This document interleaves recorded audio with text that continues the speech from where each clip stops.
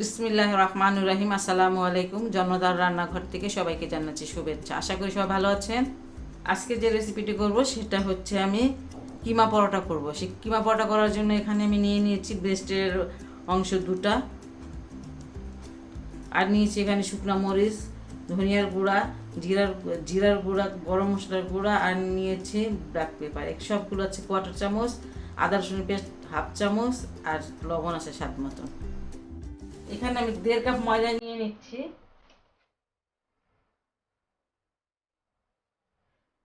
এখানে স্বাদ মতো লবণ দিয়ে দিচ্ছি,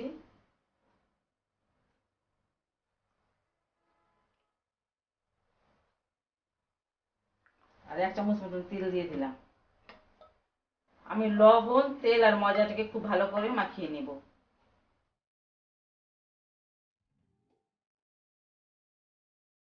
এখানে আমি ঠান্ডা পানি নিচ্ছি। নরম একটা ডো করতে হবে।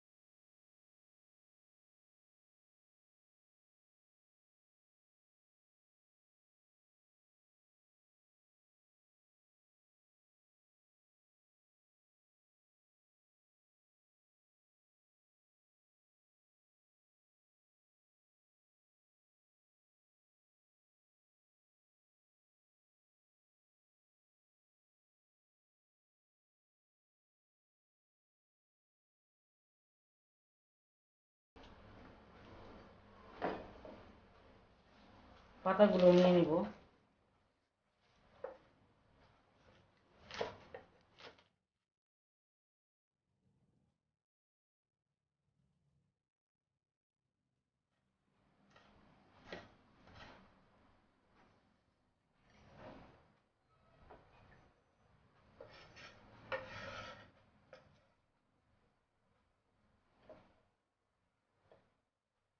এখানে 4টা কাঁচা মরিচ দিব, মরিচ 4টা কেটে নিচ্ছি।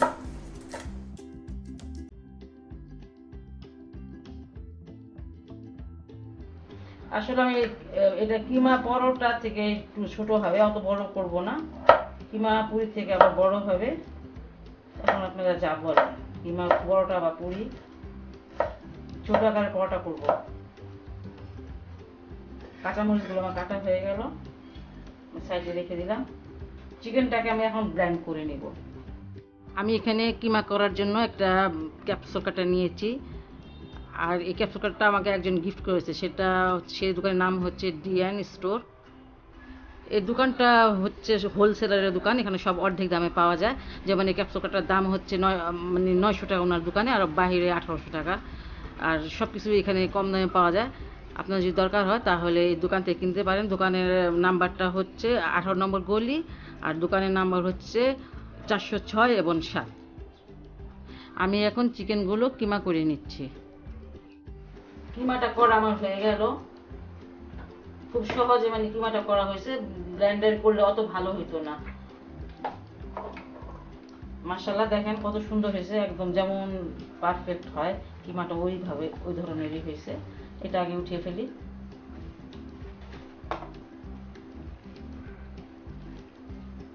এটা আসলে খুব একটা দরকারি জিনিস এবং খুব একটা ভালো জিনিস। দেখেন কিমাটা কি সুন্দর হয়েছে। এই শুকনো মশলাগুলো আর লবণটা আমি সবকিছু দিয়ে দিচ্ছি কিমাটার মধ্যে, একটু মিশিয়ে নেই।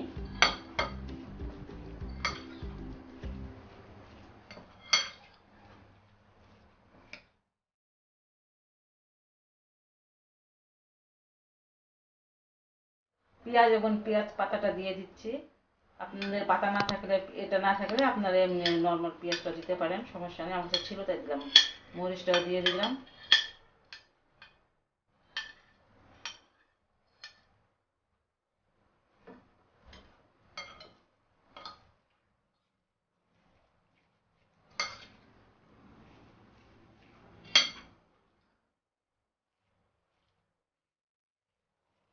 একটু সয়া সস দিয়ে দিব,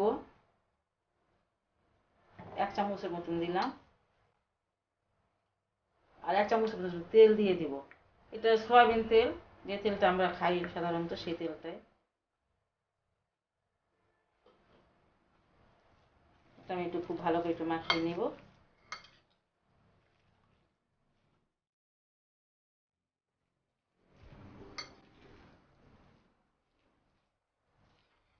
কিমাটা আমার মাখানো হয়ে গেছে। এই আমি কাঁচা কিমাটা দিয়েই করব, পরোটা করব, যে কাঁচা কিমাটা দিয়ে করব। কাঁচা কিমাটা দিয়ে করলে অনেক ভালো হয়, একটু জুসি হয়, খেতে কিন্তু অনেক মজা লাগে।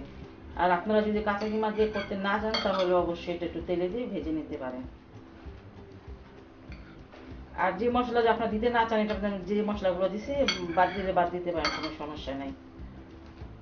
যাই হোক, এটা আমার হয়ে গেছে। আমাকে ইন্ডিয়া থেকে মানে অনেকে বলেছে যে আমি যেন সালাম দিই, তাদের যেন নমস্কার বলি। অসুবিধা নেই, সবাই তো আমরা ভাই বোন।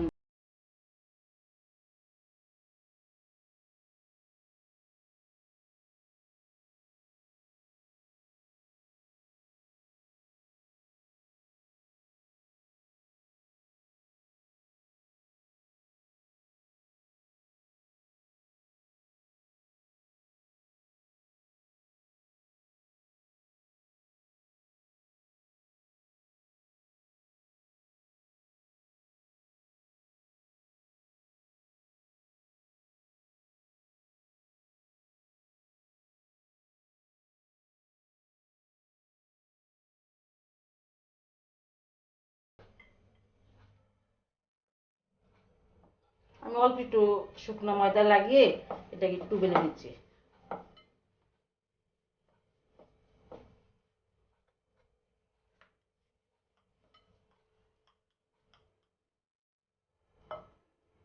এতটুকু বেলবো।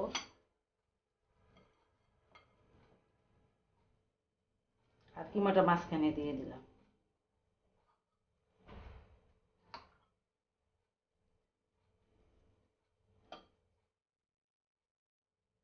দেখেন, এই মাথাগুলো এইভাবে একটু কুচির মতন করবেন, সাইডে যেমন কুচি দেয় না, এই চারিদিকে ঘুরিয়ে ঘুরিয়ে বাকি সবটুকু নিয়ে এই মুখটা বন্ধ করে দেবেন। মুখটা যেন ভালো করে বন্ধ হয়।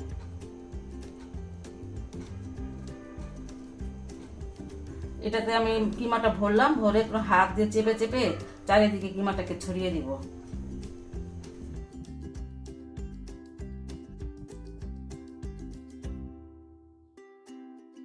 এতটুকু বড় করলাম। এখন একটু শুকনো ময়দা দিয়ে আমি এটাকে একটু বেলে নেব, বেশি বড় করব না।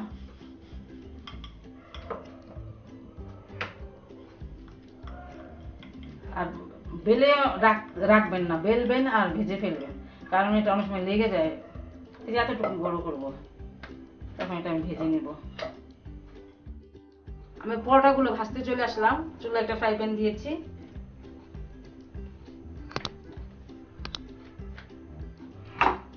আর এই পরোটাটা দিয়ে দিলাম। আঁচটা একদম লো রেখেছি, কারণ কিমাটা আমার কাঁচা, সেই জন্য আমি আস্তে আস্তে আঁচে ভাজবো। এটা আমি একটু উল্টিয়ে দিব।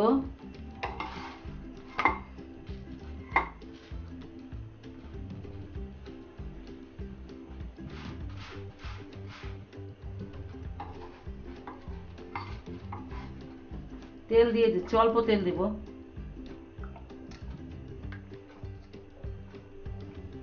এক চামচের মতন হবে আর কি তেল।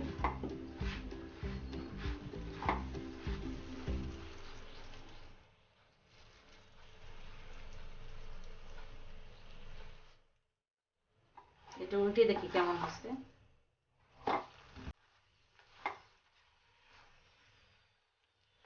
দেখেন মাশাআল্লাহ সুন্দর হয়েছে এই দিকটা, কিন্তু আমার এই দিকটা আরেকটু ভাজবো।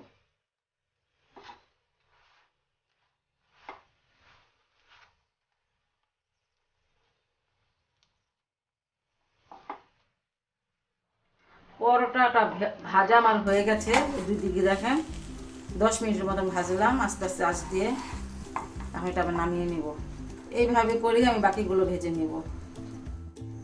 একে একে সব পরোটাগুলো আমি ভেজে ফেললাম। প্রত্যেকটা পরোটা ভাজতে আমার 10 থেকে 12 মিনিট লেগেছে। আঁচটা মাঝারি রাখতে হবে।